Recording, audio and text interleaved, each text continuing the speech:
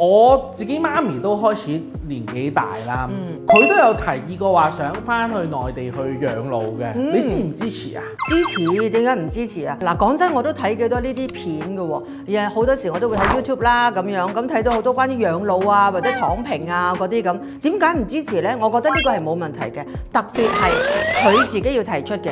咁可能譬如佢提一個地方，譬如當係中山或者珠海咁樣啦，可能第一佢會又有朋友喺上邊，又或者真係可能即係媽咪夾埋嗰個 auntie 一齊上去所謂養老嘅，都唔係壞事嘅喎。同埋咧上邊我就知道內地咧有一啲嘅養老院咧，甚至乎咧係好豪華嘅添，好似酒店式嘅環境啦、飲食啦咁樣嘅。咁如果老人家佢自己中意嘅，我覺得 why not 咧？我唔係唔中意我哋香港，我係非常之愛香港，呢個就大家都知嘅。咁但係有陣時我哋都要面對某啲嘅現實，即係譬如好簡單。咁如果譬如你真係想去上邊嘅養老嘅，可能你喺上邊俾幾千蚊，已經好過喺香港俾幾萬蚊嘅生活㗎。咁點解唔去呢？我又覺得冇問題喎，最緊要佢開心，而唔係覺得好似俾你趕佢上去咁。咁啊得閒上去探下佢咯。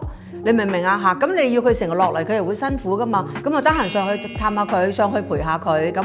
咁講真就要睇個個人唔同嘅。有啲人就真係好中意成日黐住爹哋媽咪嘅。咁如果你真係到咗呢個年紀都成日想要見住媽咪啦，嚇，成日都想陪住佢嘅時候，咁你就嘗試可唔可以叫佢唔好真係上去養老咯？嚇，咁但係如果你都唔緊要嘅，我每個禮拜都可以上去，最緊要佢開心嘅，咁咪由佢上去咯。最緊要就係大家都要開心。大家中意呢條片啦，快啲點個 like 俾我，同埋 share 俾你嘅朋友啦！